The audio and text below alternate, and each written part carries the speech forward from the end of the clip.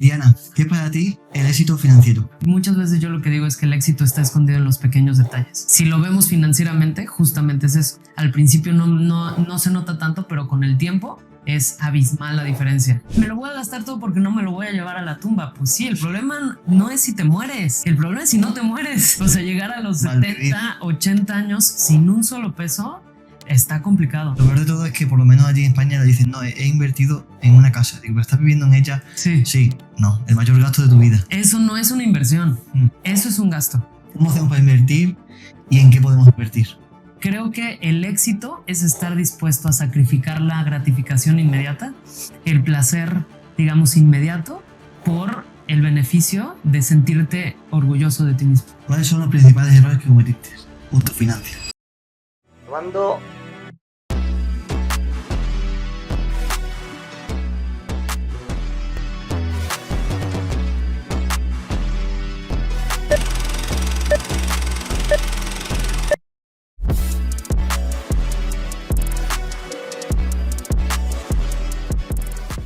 Diana, ¿qué es para ti el éxito financiero? Para mí el éxito financiero, Javi, tiene que ver con la persona en la que te conviertes para que, digamos, el ingreso financiero sea inevitable. Entonces, es que estudias, pero no solamente es el estudio, sino cómo te relacionas y sobre todo cómo eres. Yo le llamo como un contexto, el contexto que tú puedes sostener para que el flujo financiero venga de manera inevitable. Y de todas las cosas a las que te podrías haber dedicado, ¿por qué te dedicas a esto? Pues fíjate que yo soy psicóloga organizacional, o sea, en realidad yo no soy financiera, o sea, yo me dedico o me empecé a dedicar a las finanzas por un tema personal. O sea, en realidad yo llevo 12 años, 13 años ya siendo conferencista de desarrollo personal. Vale. Pero en la pandemia, pues imagínate, tenía todo el calendario lleno de conferencias y demás y de pronto me dicen de un día para otro, no puedes dar absolutamente nada. Y la verdad es que ahí me di cuenta que el éxito financiero no tiene que ver con cuánto ganas, sino con qué haces con el dinero que ganas, ¿no? Entonces, la verdad es que a mí me iba súper bien, pero tenía tan mala planeación financiera, tan mala administración que literal estuve a punto de perderlo prácticamente todo. Entonces ahí fue cuando me metí a estudiar pues todo el tema de finanzas personales, literal para aplicarlo en mí, o sea, para yo salir del meollo del asunto de deudas, de American Express era la dueña de los dueños de mis quincenas, ¿no? Y la realidad es que una vez que yo me metí para aplicarlo en mí, me di cuenta de cuánta relación hay entre el desarrollo personal y las finanzas personales. O sea, es así, van de la mano completamente. Y entonces fue justamente que agarré también esa línea para pues compartir, ¿no? O sea, como esta experiencia que yo tuve. Creo que nadie nos enseña a manejar el dinero.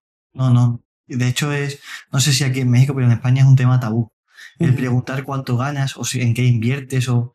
Bueno, la primera que te acabo de decir de cuánto ganas es como decir, ¿y qué le importa? Claro, o sea, la gente prefiere decir cuánto pesa que cuánto ganan. Sí, exacto. Y mira que estamos continuamente pensando en el dinero y cuanto más abajo en el estrato social, más necesitas el dinero, más tiempo piensas en él. Sin embargo, no puedes hablarlo ni puedes normalizarlo.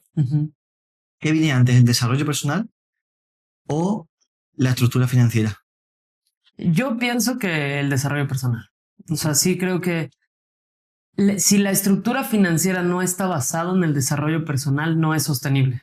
Bien. O sea, porque aunque vamos a pensar, yo le puedo enseñar a alguien, esta es la manera de estructurar. O sea, yo lo que manejo y mi sistema es, o sea, para mí es muy sencillo, ¿no? O sea, como yo lo configuro así, es como si tuviéramos un trastorno de personalidad múltiple financiera. Así lo interpreté yo, ¿no? ¿A qué me refiero? Tenemos que saber que el dinero que entra no es 100% nuestro. O sea, y estoy hablando de nuestro como para estilo de vida, que ese es mucho del problema que tenemos, que sacamos el 100% y pensamos que ese 100% va para estilo de vida. Y termina... punto de entrada. Claro, y termina siendo un relajo porque en realidad el estilo de vida es muy costoso. O sea, es algo que va, digamos, a fondo perdido. O sea, no es algo que te vaya a redituar. Entonces, el sistema que yo diseñé es del 100% le damos dirección a tu dinero. Entonces, por eso le digo, es trastorno de personalidad múltiple financiera.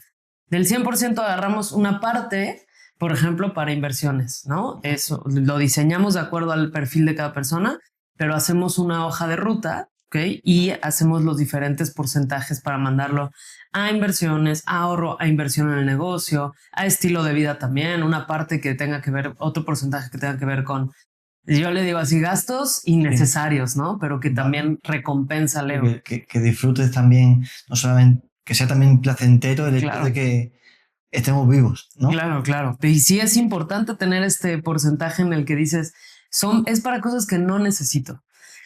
Entonces, esta estructura que la diseñamos, si no está sostenida en desarrollo personal, por ejemplo, en poder identificar por qué gasto en lo que gasto, o sea, muchas veces son impulsos emocionales, es una adicción a la gratificación inmediata, es querer... La compra compulsiva te refieres, por ejemplo, ¿no? Sí, claro, o sea, la compra compulsiva, pero también, por ejemplo, no sé, vamos a un restaurante, ¿por qué termino invitando yo la cuenta? ¿No? O sea, como de no quiere decir que no lo pueda hacer, pero poder identificar por qué compro lo que compro y desde dónde lo estoy haciendo.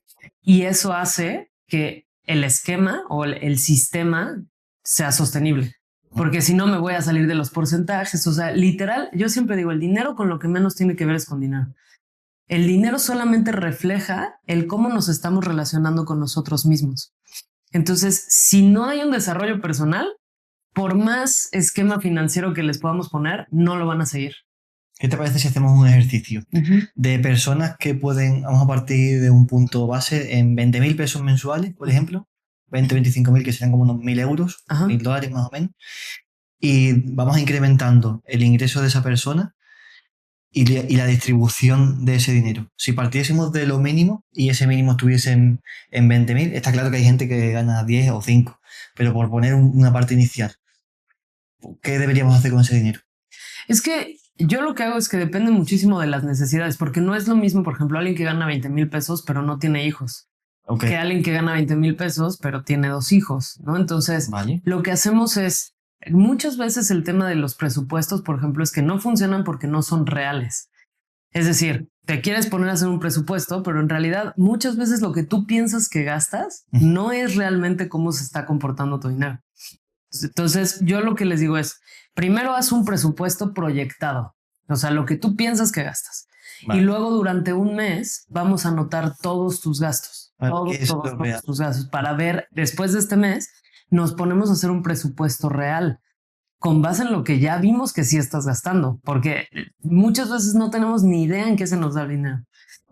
Y una vez que ya tenemos el presupuesto real, con base en eso, ahora sí nos ponemos a diseñar tu hoja de ruta, o sea, tus porcentajes. ¿Ok? Entonces, depende muchísimo de las prioridades de las personas, del estilo de vida, o sea, como nuevamente la estructura familiar. Pero, digamos, a grandes rasgos sí hay unas reglas que yo personalmente pienso que funcionan. Ejemplo, el estilo de vida no puede representar más del 50% de lo que ganamos. Me parece una barbaridad. Si me hubieran dicho el 25, también me hubiera parecido para, a ver, el que gane $20,000 al mes, vale, pero que no estamos la mayoría ahí. Pero es que esto es bien interesante. O sea, como yo entiendo que muchas veces cuando yo digo, bueno, yo personalmente, por ejemplo, mi estilo de vida representa el 30% de lo que gano.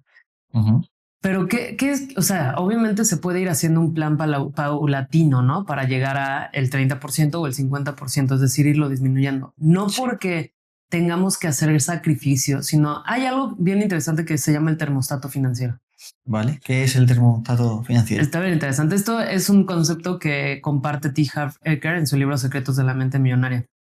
Y él lo que dice es, imagínate que aquí tenemos un aire acondicionado que también calienta, ¿no? Entonces, si yo, digamos, programo ese aire acondicionado, vamos a pensar a 20 grados, y de pronto caliento la habitación, ese aire acondicionado se va a asegurar de aventar aire frío para regresarlo a 20 grados, ¿cierto? Exacto, sí.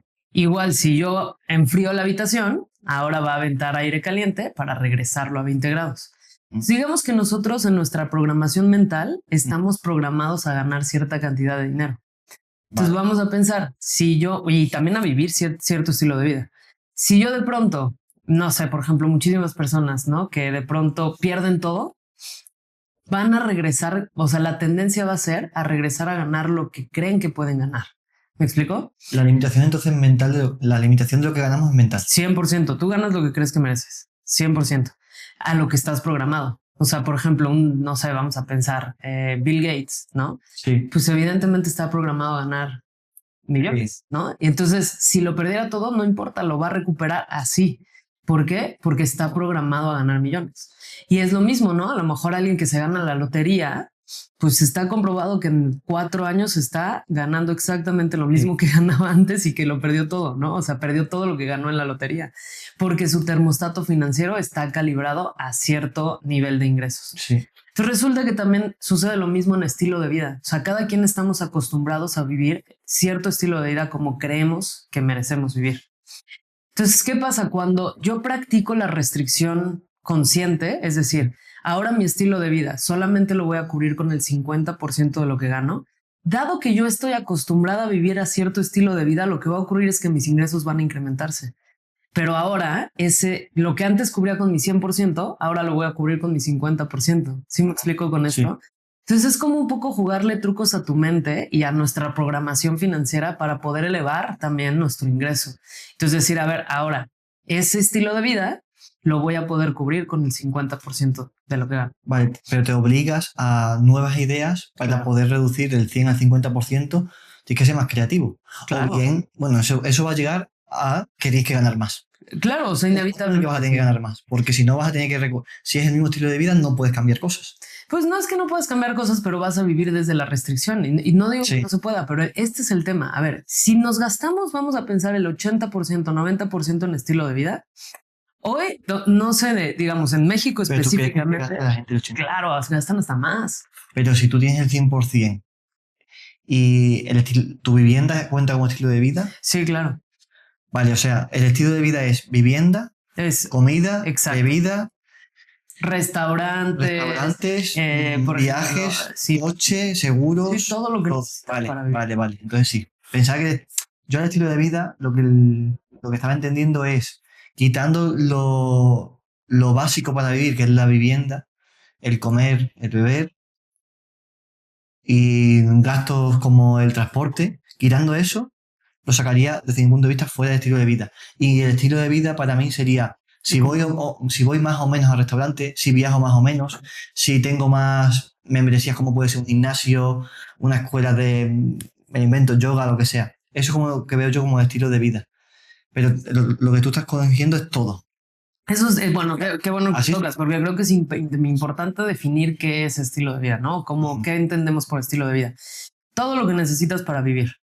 O sea, luz, agua, gas, comida, súper, digamos, la renta, gasolina para el auto, el pago del auto, o sea, todo lo que necesitas para vivir que no te paga, digamos. ¿Me explico? O sea, como son los gastos en general de lo que necesitas para vivir. Entonces, eso no puede representar más del 50% de lo que ganas. Vale. ¿Y qué haces con el otro 50%? Exacto. ¿Cómo distribuyes? Depende de las prioridades de cada quien, ¿no? Pero, por ejemplo, yo personalmente, el 30% aproximadamente lo mando a inversiones a largo plazo. Bien. 20% lo mando de cierta manera. Es que yo vivo con el 30%. 20% lo mando a mi negocio, ¿no? Eso también es importante. Luego la gente mezcla. Por ejemplo, imagínate, le quiero meter muchísimo a mi negocio y lo que termino haciendo es, por ejemplo, sacrificando una inversión que en realidad representa mi patrimonio, metiéndolo a mi negocio, y ahí es cuando muchas veces la gente termina perdiendo todo, ¿no? Porque los negocios son alto riesgo, ¿no? Sí, claro. O sea, tú tienes un negocio que te da una utilidad, un beneficio neto mensual que te paga a ti. Pero aún así, de lo que te paga a ti, tú reservas ese 20% para volver a meter en el negocio. Y digo, específicamente, por ejemplo, yo no tengo un negocio como tal físico, ¿no? O sea, yo hago infoproductos, lanzamientos digitales, mi marca personal. Entonces, ¿qué es lo que hago?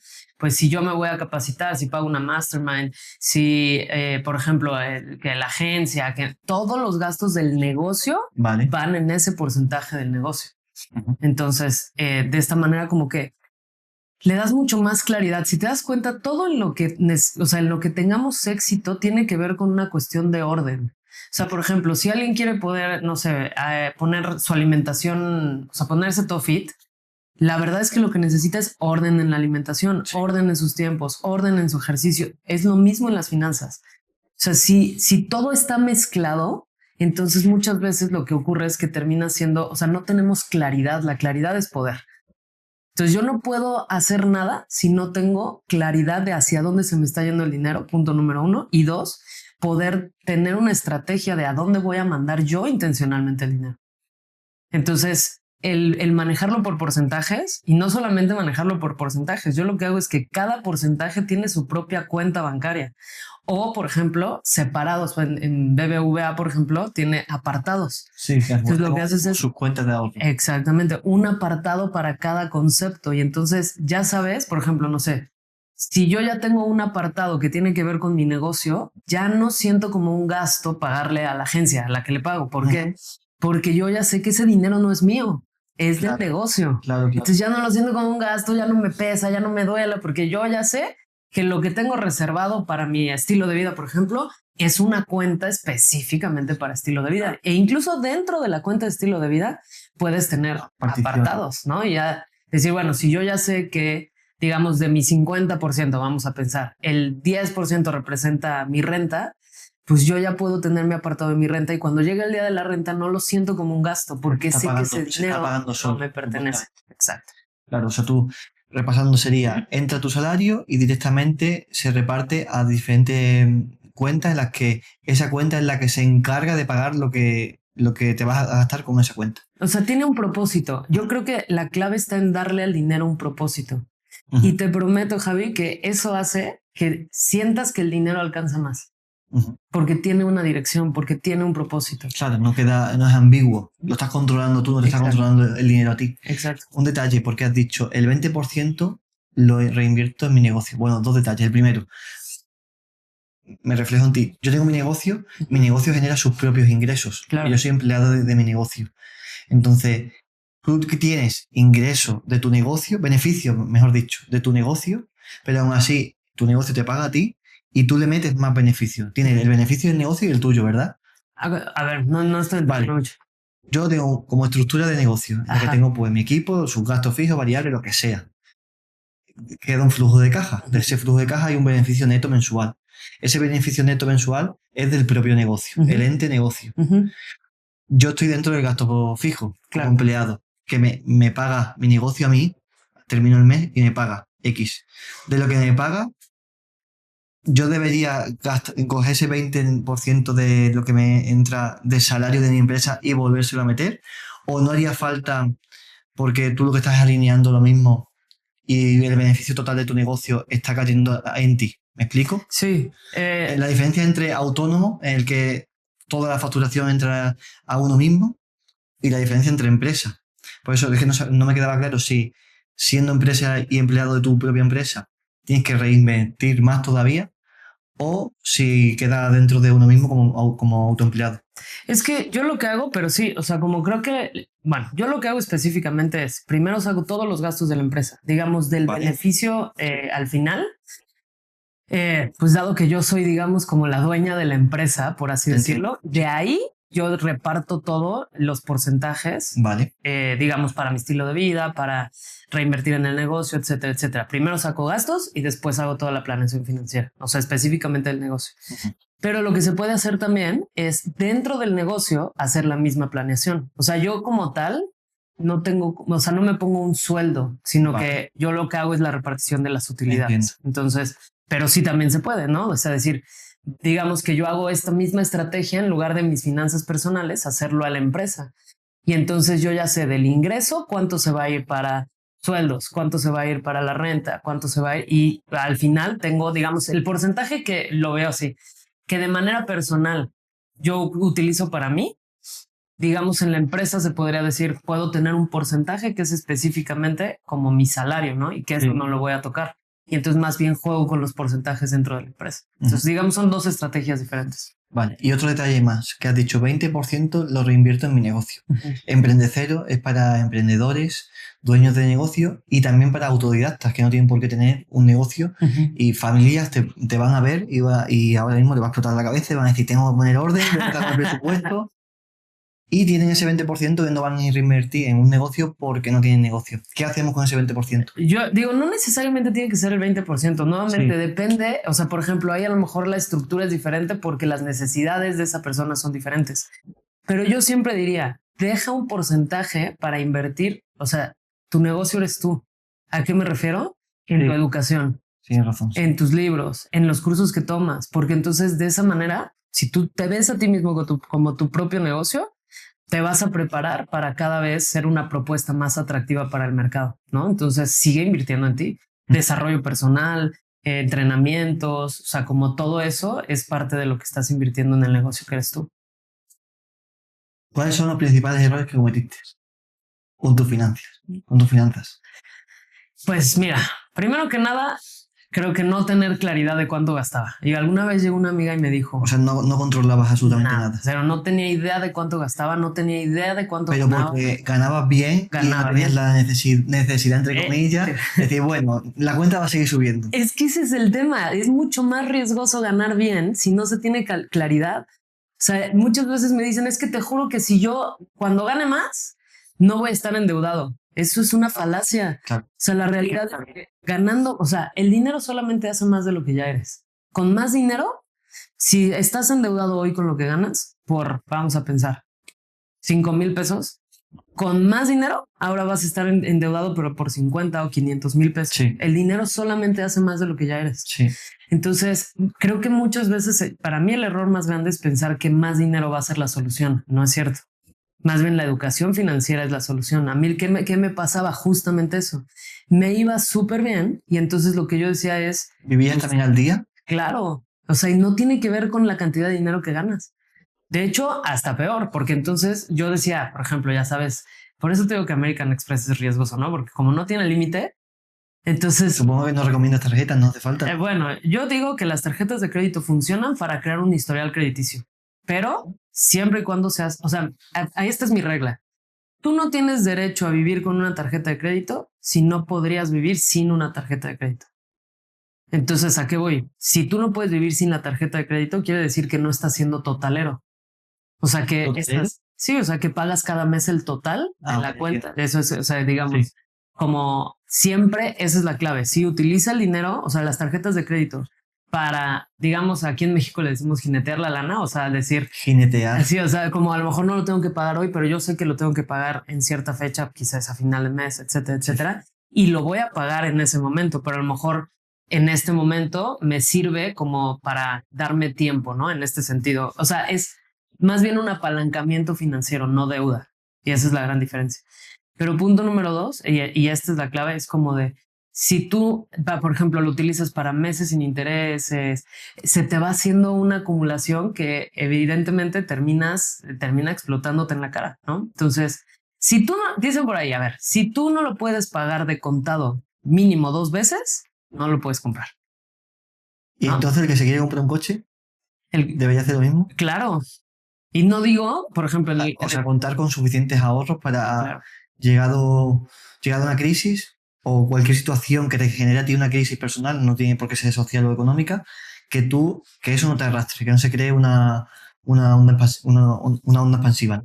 O sea, si yo no tengo el respaldo económico para poder pagarlo mínimo 2 veces, no tengo derecho a comprarlo. No quiere decir que no lo pueda utilizar a través de un crédito, pero es una estrategia de apalancamiento financiero. Es decir, a lo mejor me sale más barato a través del crédito hoy que, por ejemplo, si tengo mi dinero en inversiones que me está dando más rendimiento que hoy pagarlo de contado, pues. Eso, y obviamente lo que te da las tarjetas de crédito también es el historial crediticio. ¿Qué significa eso? O sea, que digamos tú tengas, o sea, como aquí en México se llama buró de crédito, ¿no? Buró de crédito. Buró de crédito es como si fuera donde está todo tu histórico de cómo te has comportado de manera crediticia, ¿no? O sea, de todos tus créditos.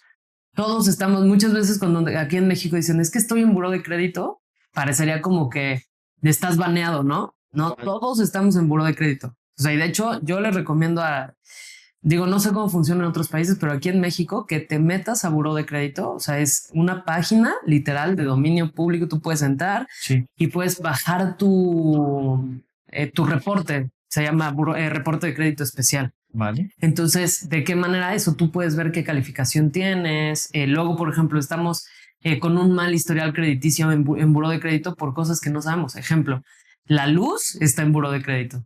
El teléfono, o sea, sí, está en buró de crédito. Entonces hay que ver justamente cómo cuidar el historial crediticio para tener una mejor calificación, para después utilizar el apalancamiento financiero. Ejemplo, el día de mañana a lo mejor, o sea, tenemos que entender la diferencia entre deuda mala y deuda buena. Y esto es de Robert Kiyosaki. ¿Cuál es la diferencia entre deuda mala y deuda buena? O sea, deuda es utilizo el dinero de alguien más para adquirir algo, ¿cierto? Eso es deuda.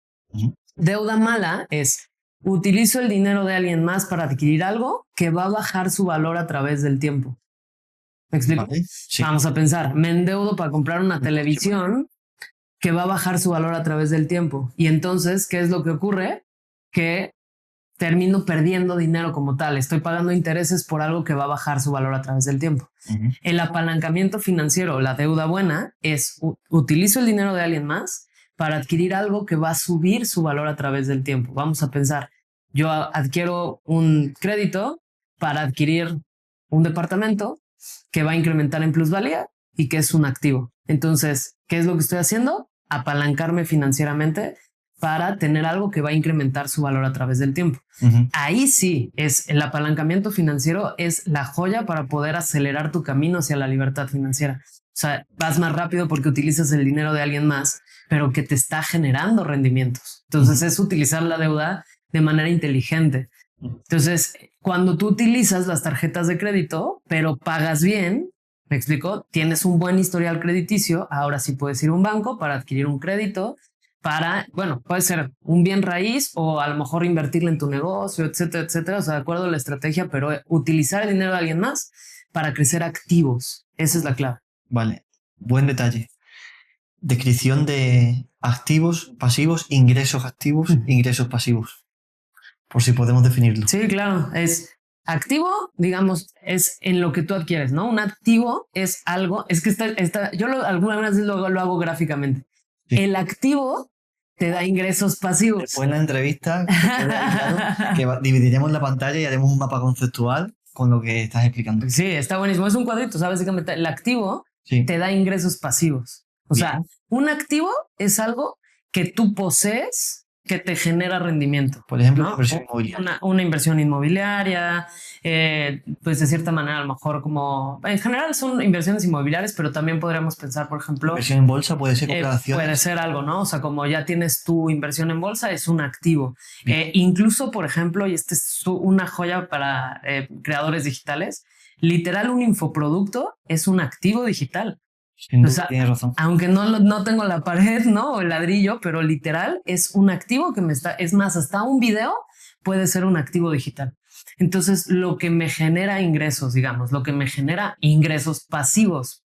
¿Qué es un ingreso pasivo? Un ingreso pasivo es que no necesita de mi actividad. Okay. O sea, es que yo no necesito mover un solo dedo para que eso me genere un ingreso, ¿no? Vamos a pensar una casa o, por ejemplo, también de pronto a lo mejor tener un libro, ¿no? Que me va a dar ingresos pasivos, que me va a dar regalías.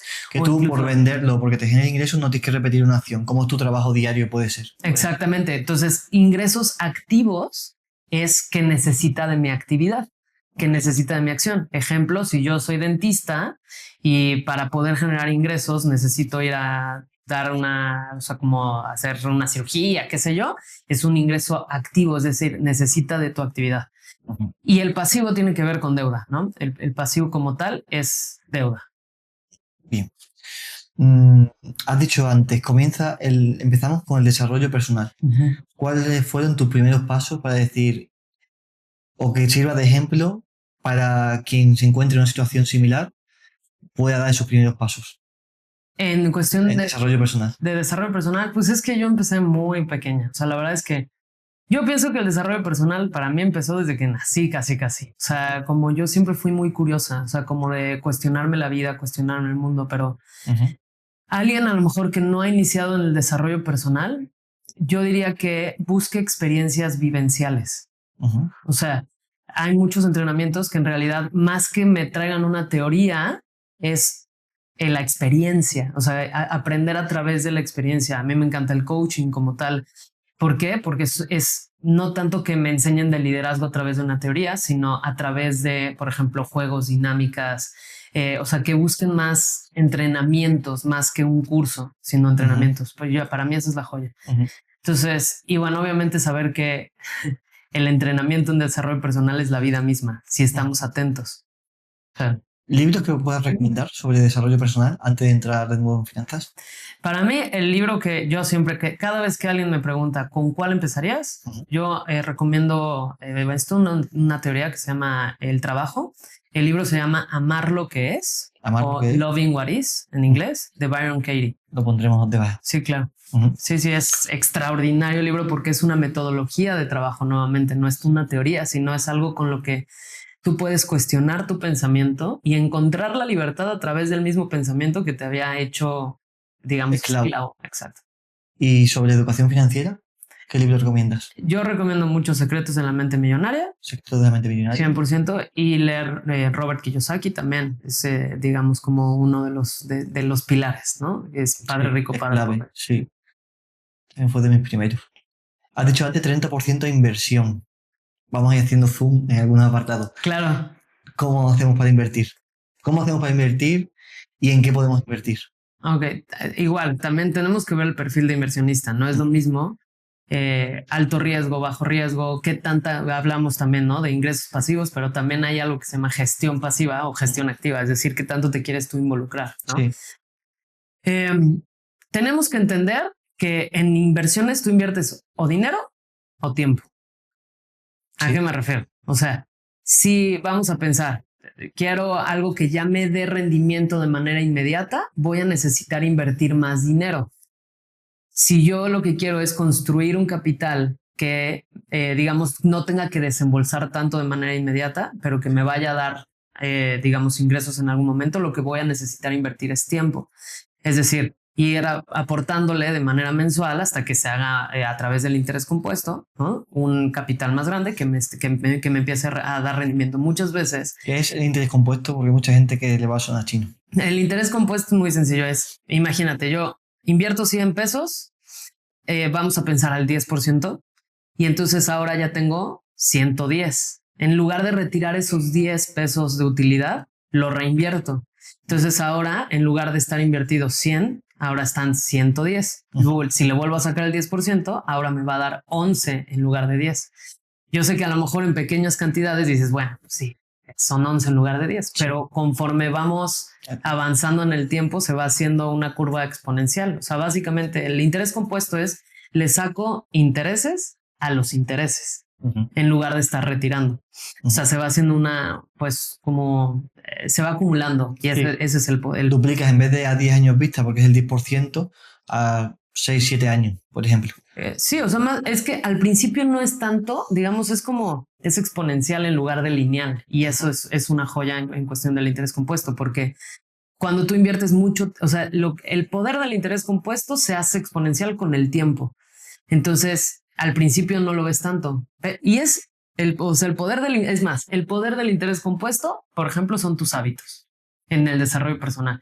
Dices, bueno, si voy un día al gimnasio no lo voy a ver tanto, pero vamos a pensar a través del tiempo, cuando tenga 70, 80 años, sí va a ser una gran diferencia si yo tomé acción con respecto al ejercicio. Entonces, muchas veces yo lo que digo es que el éxito está escondido en los pequeños detalles. Si lo vemos financieramente, justamente es eso. O sea, es decir, al principio no se nota tanto, pero con el tiempo es abismal la diferencia. También hábitos financieros, también cómo manejo mi dinero. Entonces, bueno, es un poco eso, ¿no? ¿Cuándo deberíamos empezar a diversificar las inversiones? ¿Desde el momento uno deberíamos tener ese 30% repartido en varios conceptos y de uno en uno? No lo sé.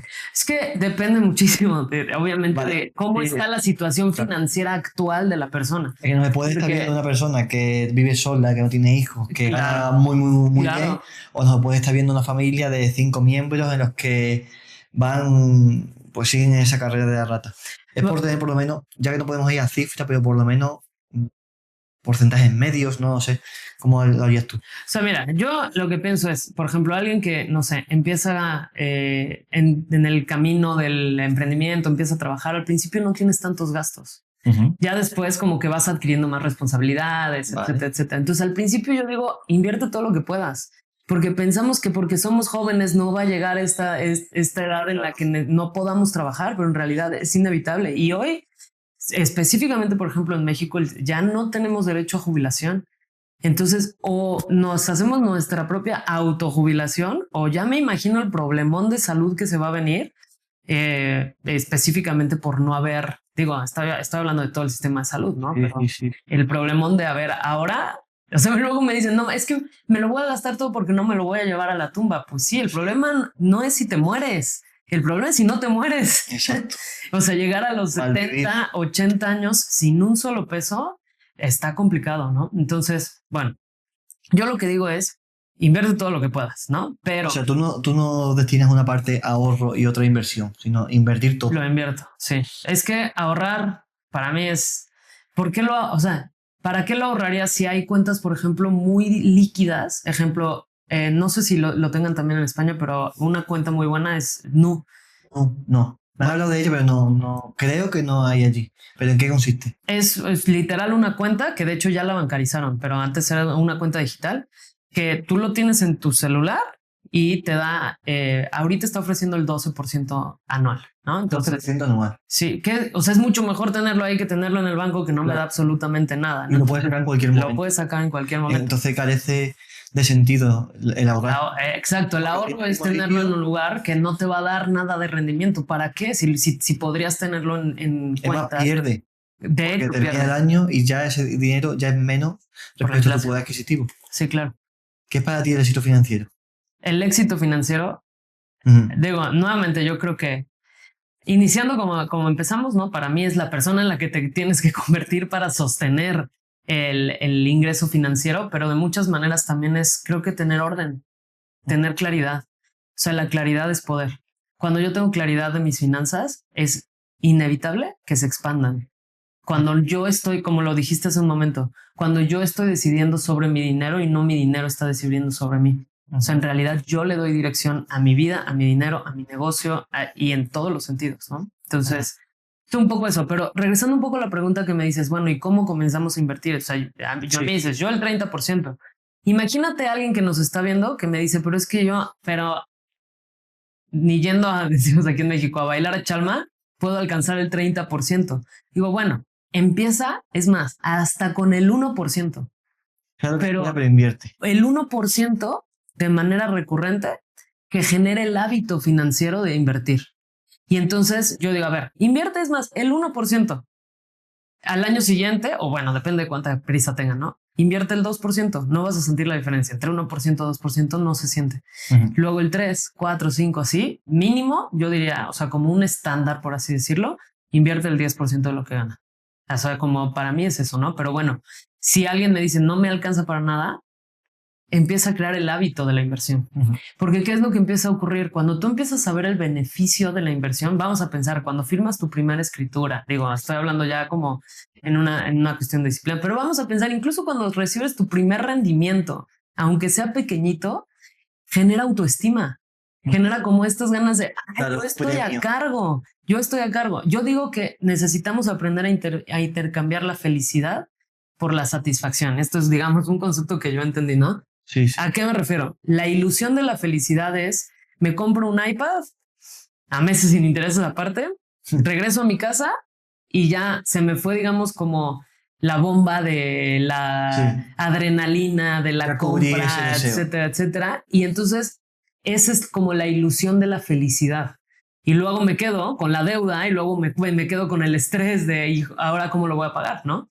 Versus la satisfacción de decir, vamos a pensar, no me lo compro ahora, yo con el porcentaje que reservo para gastos innecesarios, voy a alcanzar lo que me cuesta ese iPad con ese porcentaje. Imagínate la satisfacción de ir a pagar ese iPad de contado con la planeación financiera que yo hice y sabiendo que yo estoy a cargo. Eso genera muchísima satisfacción. Entonces, el mismo iPad que me podría generar estrés porque me endeudé, puedo utilizarlo para generar satisfacción y no solo eso. No sé, por ejemplo, el otro día yo quería comprar un dron, ¿no? Sí. Ya sabes, ¿no? Que pues hay drones de todo tipo. Es un gasto completamente innecesario, ¿no? Pero bueno. Y entonces, normalmente, ¿qué es lo que hacemos? Voy, lo paso con la tarjeta y ahí veo, ¿no? Luego, ¿cómo lo saco? ¿Qué fue lo que hice? Dije, a ver, ¿cuánto tengo que vender para que con el porcentaje que yo tengo destinado para gastos innecesarios pueda tener ese dron? ¿Me explico? Sí. Y entonces eso me llevó a motivarme a incrementar mis ventas para poder comprar el dron con ese porcentaje. Eso genera muchísima satisfacción. O, no, como te decía, el ir a firmar tu primera escritura porque lo hiciste a través de la disciplina, eso genera muchísima satisfacción. Y en todos los ámbitos de la vida, ¿eh? Sí. O sea, decir, a ver, no me como, o sea, la ilusión de la felicidad es me como este pastel ahora. Y luego me siento mal porque me comí el pastel, ¿me explico? Sí. Versus, oye, imagínate que me cuido y ahora siento mucho más energía o a lo mejor, no sé, vamos a pensar, me queda la ropa que no me quedaba, Sí. etc. Eso genera muchísima satisfacción. Entonces creo que el éxito es estar dispuesto a sacrificar la gratificación inmediata, el placer, digamos, inmediato por el beneficio de sentirte orgulloso de ti mismo. Has dicho gastos innecesarios, volviendo a ese mapa conceptual de 50% estilo de vida, 30% inversión, 20% el que tiene negocio se reinvierte en el negocio. ¿Dónde está el gasto innecesario? Es que, o sea, depende, ¿no? Yo te decía mis porcentajes porque yo vivo con el 30.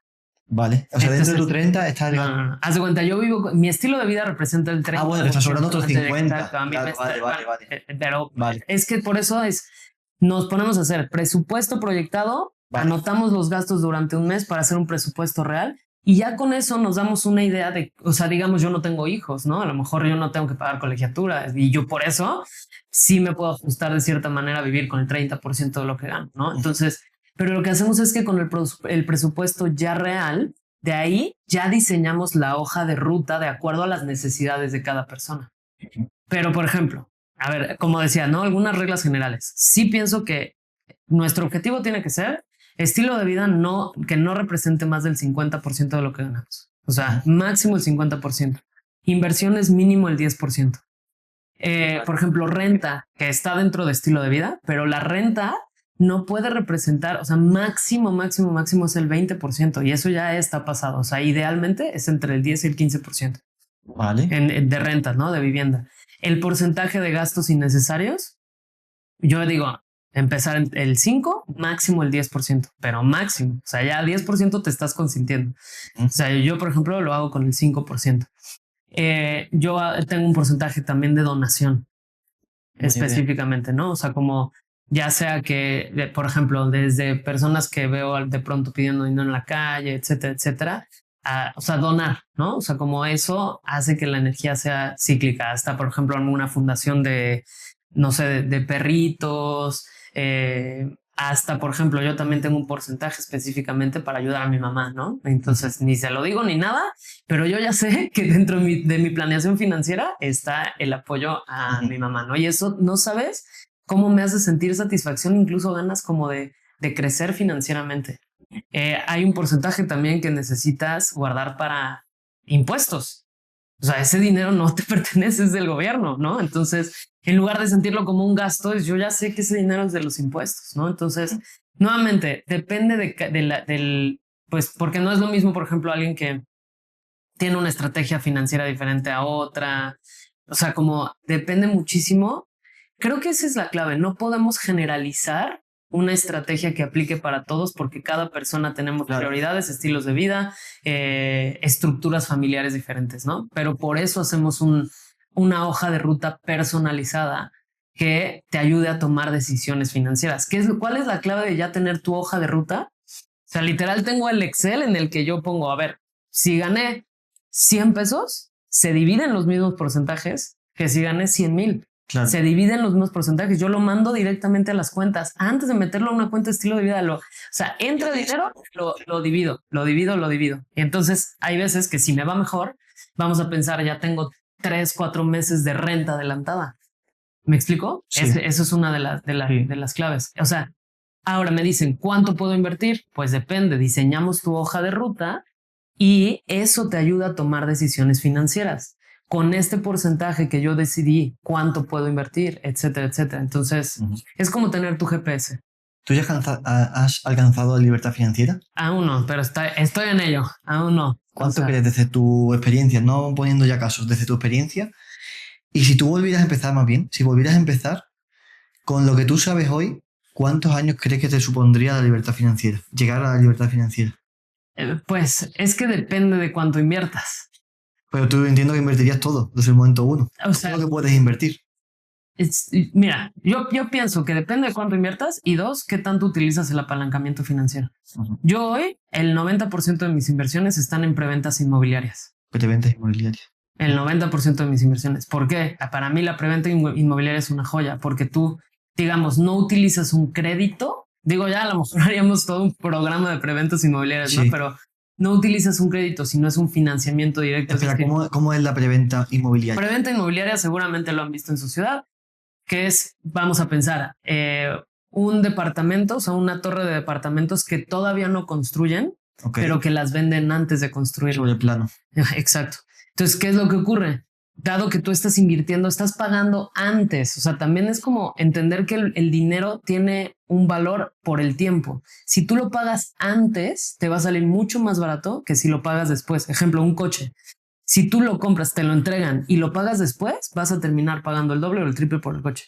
Pero imagínate que yo digo, lo pago antes. Yo sé que no hay un esquema en las agencias, ¿no? Pero imagínate que yo lo voy guardando en una cuenta antes y lo llego y lo pago de contado, me va a salir mucho más barato el mismo coche. ¿Me explicó? Claro. Entonces, las preventas inmobiliarias lo que haces es que en lugar de comprarlo, te lo entreguen y lo pagues después, lo voy pagando desde antes. Vale. Y en el tiempo que están construyendo, yo lo voy pagando, pero como es un financiamiento directo muchas veces, la mayoría de las veces es sin intereses.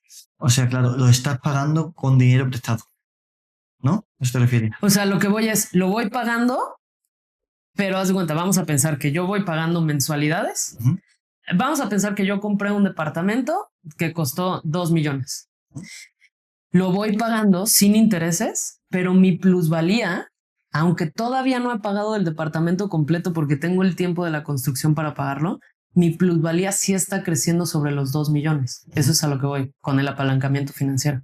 Entonces vamos a pensar que yo he pagado el 10%, pero la plusvalía crece por el 100% del valor del departamento. Entonces lo estoy agarrando al mejor precio. Estoy ganando plusvalía mientras lo están construyendo, porque obviamente cuando me lo entreguen va a valer mucho más. ¿Mucho que más qué a lo significa? que Aproximadamente. aproximadamente un 30%, 40%. 30%. Y puede ser en un año o dos. Sí, no, vamos a pensar en unos 2 años. Obviamente, ¿por qué? Porque estoy confiando antes. O sea, a ver, Claro. dice por ahí, el éxito en los negocios está en mirar hacia dónde se está moviendo el mundo y llegar tú primero. Claro que hay un riesgo, ¿no? O sea, yo lo único que pienso es, hay que ver cómo protegerte legalmente, específicamente cuál es el contrato que te están haciendo, que sea propiedad privada, o sea, que el histórico de la empresa que lo está haciendo. La inversión inmobiliaria es segura, pero lo mismo esa construcción en concreto, por donde viene el histórico, no es la mejor si no te informas. Claro, o sea, sobre todo el histórico de la empresa que lo está haciendo, ¿no? Y que cheques toda la parte legal. Pero digamos, en preventas inmobiliarias, ¿cuál es el mayor riesgo? Porque finalmente siempre vas a tener tu dinero protegido en ladrillos. Estás invirtiendo en un bien raíz, en algo tangible. Tu riesgo es a lo mejor que se tarden un poco más, ¿no? Pero en realidad tu dinero sigue creciendo. Por eso yo amo las preventas inmobiliarias. Entonces, ¿qué es lo que hace la preventa inmobiliaria? Te sale más barato porque no estás pagando intereses, estás utilizando el apalancamiento financiero. Y lo que haces es tener tu dinero respaldado en algo tangible. O sea, no es como, ay, invertí en una acción, vamos a pensar en una criptomoneda y la criptomoneda desapareció, y te quedaste sin nada. Entonces, yo amo las preventas inmobiliarias por te acelera el camino hacia la libertad financiera. ¿Para ti qué es mejor? ¿Preventa, comprar y vender o comprar y alquilar y crear patrimonio? Pues depende para qué lo utilices, ¿no? Pero yo lo que pienso es comprar y entender que los bienes raíces son unidades de negocios.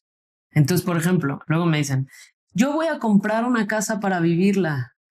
De verdad es el mayor. O sea, ya alquiler porque... Y luego se compran casas, vamos a pensar 30 millones de pesos en una casa para vivirla. No, lo peor de todo... 30 millones de pesos, no. Lo peor de todo es que por lo menos allí en España le dicen, no, he invertido en una casa. Digo, pero estás viviendo en ella. Sí, no, el mayor gasto de tu vida. Eso no es una inversión, eso es un gasto. Exacto. Y es un lujo. No digo que nunca se pueda hacer, pero no al principio.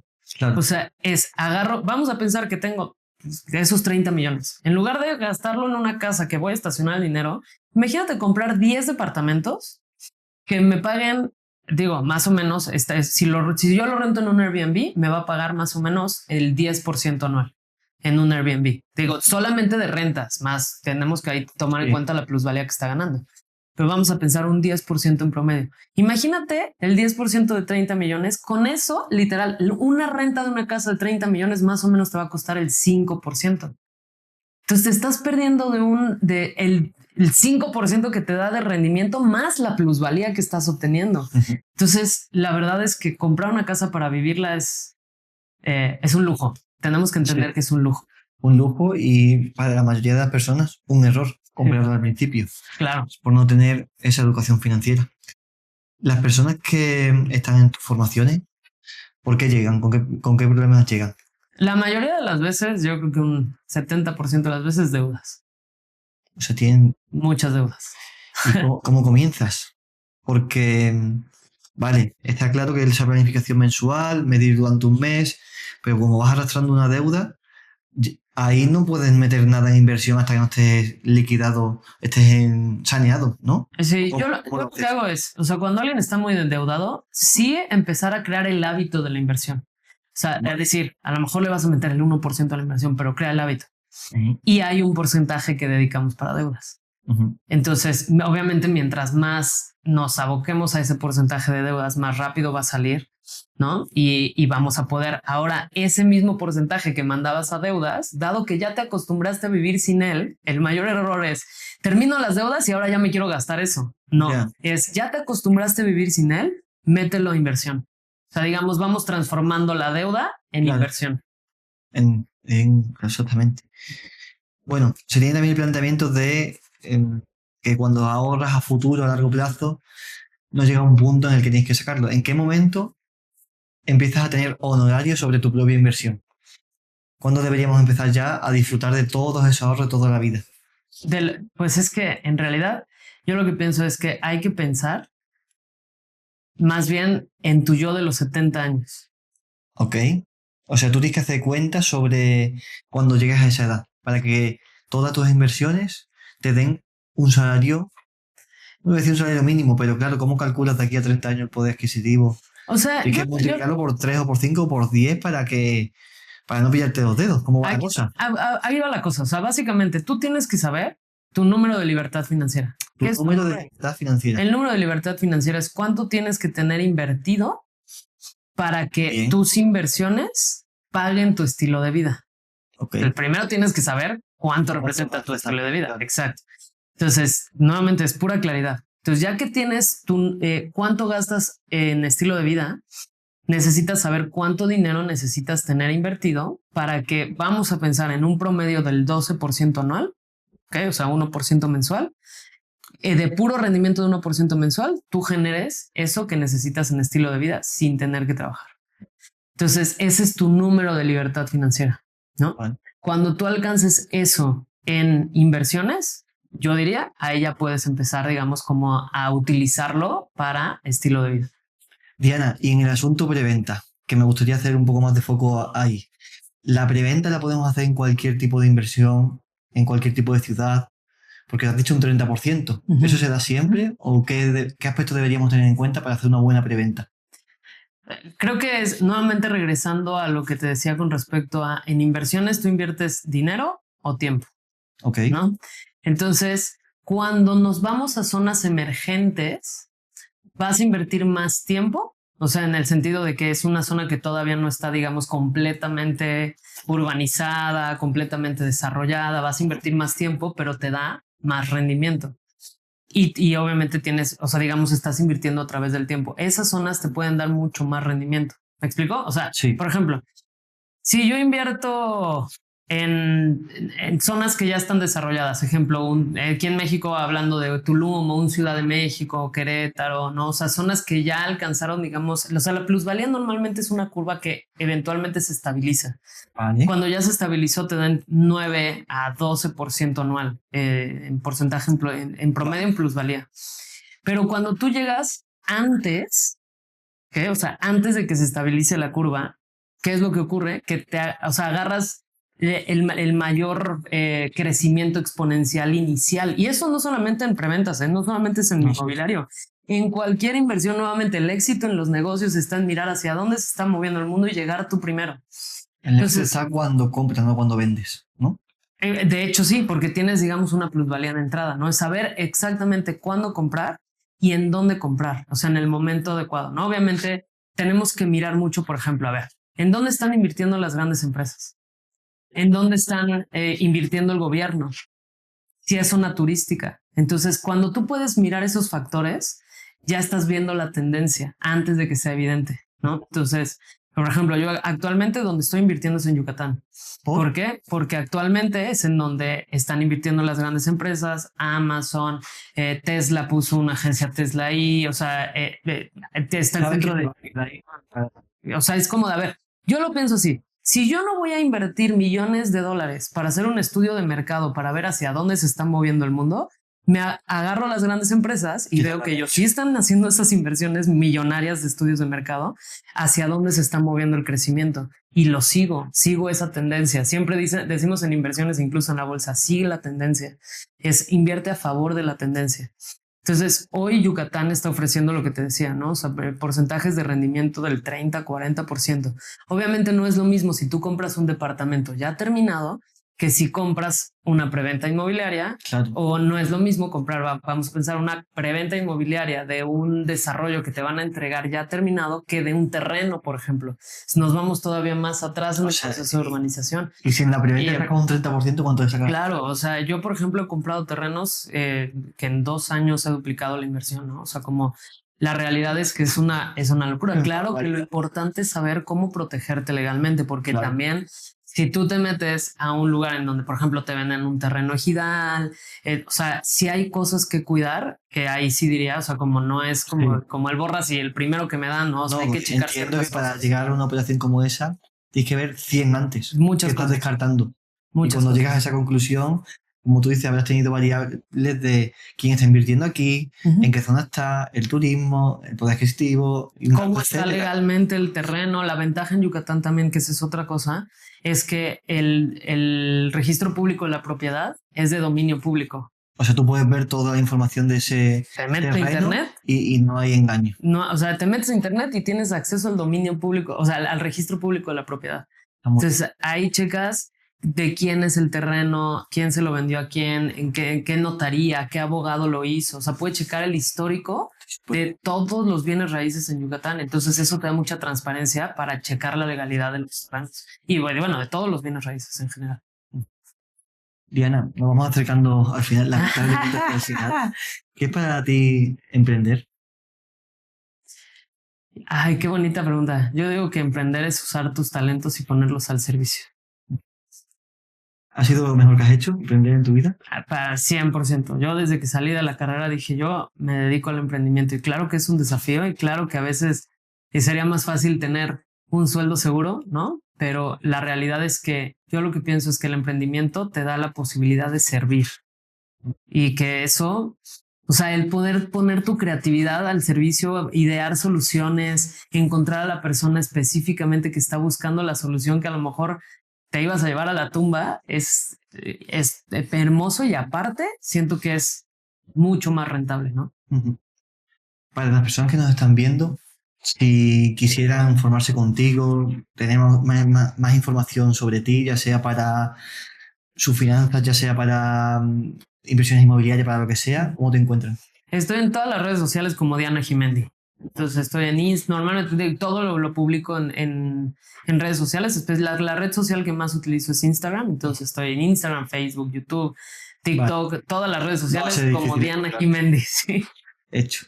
Diana, pues muchísimas gracias. ¿Algo que quieras agregar para terminar? No, solo gracias. Gracias por esto que estás creando, Javi. La verdad es que creo que muchas veces cuando estamos en el camino del emprendimiento, sobre todo empezando, pensamos que no hay quien pueda compartirnos, ¿no? Y creo que saber que estamos juntos en esto y que hay veces que, o sea, hay muchas más personas que estamos dispuestos a compartir como lo que, sobre todo nuestros errores, ¿no? Para que alguien que está empezando no cometa el mismo error, es una joya. Entonces, gracias por crear este canal, porque creo que se trata de eso, ¿no? De ganar para todos. Pues sí.